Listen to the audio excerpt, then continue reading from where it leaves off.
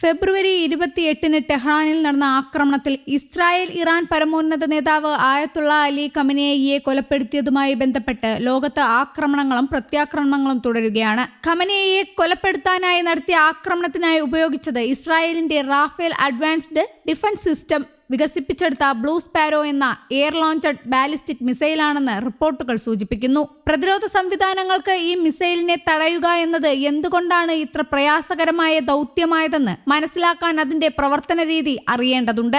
Black sparrow, silver sparrow എന്നിവയുൾപ്പെടുന്ന ഇസ്രായേലിന്റെ ballistic target missile കുടുംബത്തിലെ അംഗമാണ് ബ്ലൂ സ്പാരോ. റോക്കറ്റ് എഞ്ചിന്റെ കരുത്തിൽ കുതിച്ചുയരുകയും അന്തരീക്ഷത്തിന്റെ ഉയർന്ന ഭാഗത്തെത്തുമ്പോൾ എഞ്ചിൻ പ്രവർത്തനം നിലച്ച് ഭൂഗുരുത്വാകർഷണ ബലത്താൽ ലക്ഷ്യസ്ഥാനത്തെ അതിവേഗം പതിക്കുകയും ചെയ്യുന്ന ആയുധങ്ങളാണ് ബാലിസ്റ്റിക് മിസൈലുകൾ. ഇസ്രായേലിന്റെ ആരോ മിസൈൽ പ്രതിരോധ സംവിധാനത്തിന്റെ പരിശീലന ലക്ഷ്യങ്ങളായാണ് blue sparrow, black sparrow, silver sparrow എന്നിവ നിർമ്മിച്ചത്. ബാലിസ്റ്റിക് മിസൈലുകൾക്കെതിരെ ഇസ്രായേലിന്റെ കവചമാണ് ആരോ. നിലത്ത് പതിക്കുന്നതിന് മുൻപ് തന്നെ ഭീഷണികൾ കണ്ടെത്തി നശിപ്പിക്കാൻ രൂപകൽപ്പന ചെയ്തിരിക്കുന്നു. റാഫേലിന്റെ ഔദ്യോഗിക കണക്ക് പ്രകാരം ബ്ലൂ സ്പാരോയ്ക്ക് 6.51 മീറ്റർ നീളവും 1900 കിലോഗ്രാം ഭാരവുമുണ്ട്. ഇത് ഒരു സിംഗിൾ സ്റ്റേജ് സോളിഡ് റോക്കറ്റ് പ്രോപ്പലന്റ് ഉപയോഗിക്കുന്നു. കൂടാതെ ഒരു dual GPS INS navigation system എന്നിവയാൽ നയിക്കപ്പെടുന്നു. ഇറാൻ ഉപയോഗിക്കുന്ന ഷഹാബ്, സ്കഡ് തുടങ്ങിയ മിസൈലുകളുടെ അതേ രീതിയിൽ സഞ്ചരിക്കാൻ ബ്ലൂ സ്പാരോയ്ക്ക് സാധിക്കും. ഒരു യുദ്ധവിമാനം ഈ മിസൈലിനെ ഉയരത്തിൽ വെച്ച് വിക്ഷേപിക്കുന്നു. മിസൈൽ കുത്തനെ മുകളിലേക്ക് ഉയർന്ന് അന്തരീക്ഷത്തിന്റെ അതിരിൽ എത്തുമ്പോൾ അതിന്റെ മുൻഭാഗം വേർപെട്ട് ലക്ഷ്യസ്ഥാനത്തേക്ക് നേരെ താഴേക്ക് പതിക്കുന്നു. റീ എൻട്രി വെഹിക്കിൾ എന്നറിയപ്പെടുന്ന ഈ മുൻഭാഗത്തുള്ള ചെറിയ ത്രസ്റ്ററുകൾ മിസൈൽ കൃത്യമായ പാതയിലാണെന്ന് ഉറപ്പാക്കുന്നു. ശബ്ദത്തെക്കാൾ പല മടങ്ങ് വേഗത്തിൽ കുത്തനെ താഴേക്ക് പതിക്കുന്നതിനാൽ റഡാറുകൾക്ക് ഇതിനെ കണ്ടെത്താനോ പ്രതിരോധ സംവിധാനങ്ങൾക്ക് തടയാനോ സമയം ലഭിക്കാറില്ല. മിക്ക പ്രതിരോധ സംവിധാനങ്ങളും ചക്രവാളത്തിന് സമാനാന്തരമായി വരുന്ന ഭീഷണികളെ നേരിടാനാണ് രൂപകൽപ്പന ചെയ്തിരിക്കുന്നത്. ബ്ലൂ സ്പാരോ ഒരു പരിശീലന മിസൈലായിരുന്നു, ആകാശത്തേക്ക് എറിയുന്ന ഒരു ഡമ്മി ഭീഷണി. അതിനാൽ ഇസ്രായേലിന്റെ ആരോ പ്രതിരോധ സംവിധാനത്തിന് അതിന്റെ ലക്ഷ്യം മൂർച്ച കൂട്ടാൻ കഴിയും. എന്നാൽ റാഫേൽ അവിടെ നിന്നില്ല.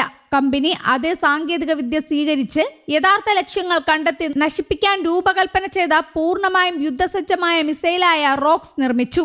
സുരക്ഷിതമായ അകലത്തിൽ നിന്ന് വിക്ഷേപിക്കാനും ശത്രുക്കൾ GPS സിഗ്നലുകൾ തടസ്സപ്പെടുത്തുന്ന സാഹചര്യങ്ങളിൽ പോലും അസാധാരണമായ കൃത്യതയോടെ ലക്ഷ്യത്തിലെത്താനും ഇതിന് കഴിയും. 500 കിലോ വെടിമരുന്ന് വഹിക്കാൻ ശേഷിയുള്ള ഇത് ലക്ഷ്യസ്ഥാനത്തിന്റെ വെറും 3 മീറ്റർ ചുറ്റളവിൽ കൃത്യമായി പതിക്കും. ബ്ലൂ സ്പാരോയുടെ ഏറ്റവും വലിയ ശക്തി അതിന്റെ ദൂരവും ഉയർന്ന വേഗതയുമാണ്. ഈ മിസൈൽ ഹൈപ്പർസോണിക് പോലെയാണ്. ശത്രു വ്യോമ പ്രതിരോധത്തെ മറികടക്കാൻ ഇതിനും കഴിയും.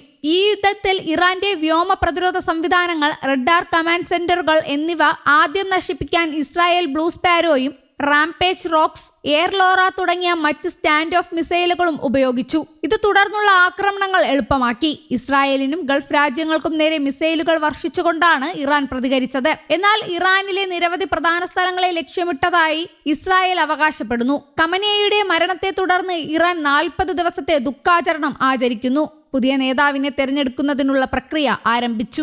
അതേസമയം യുദ്ധം ഇപ്പോൾ 7ാം ദിവസത്തിലേക്ക് കടന്നിരിക്കുന്നു. ഇരുവശത്തു നിന്നും മിസൈൽ ആക്രമണങ്ങൾ തുടരുകയാണ്. ഇസ്രായേൽ, ബഹ്റൈൻ, കുവൈറ്റ് തുടങ്ങിയ രാജ്യങ്ങൾക്ക് നേരെ ഇറാൻ മിസൈലുകൾ തൊടുത്തുവിട്ടിട്ടുണ്ട്. ഇത് നിരവധി സ്ഥലങ്ങളിൽ നാശനഷ്ടങ്ങൾ വരുത്തിവെച്ചു. ഇറാന്റെ ഭരണകൂടത്തെ ദുർബലപ്പെടുത്തുന്നതിനായി ആക്രമണം തുടരുമെന്ന് അമേരിക്കയും ഇസ്രായേലും വ്യക്തമാക്കിയിട്ടുണ്ട്. ഖമനേയിയുടെ മരണം ഇറാന്റെ നേതൃത്വത്തിൽ വലിയ മാറ്റത്തിന് കാരണമായി. മേഖലയിൽ അസ്ഥിരത വർദ്ധിപ്പിച്ചു. ബ്ലൂ സ്പാരോ പോലുള്ള നൂതന മിസൈലുകൾ ഇസ്രായേലിന്റെ സാങ്കേതിക ശക്തി പ്രകടമാക്കി. News desk, Kerala Kaumudi.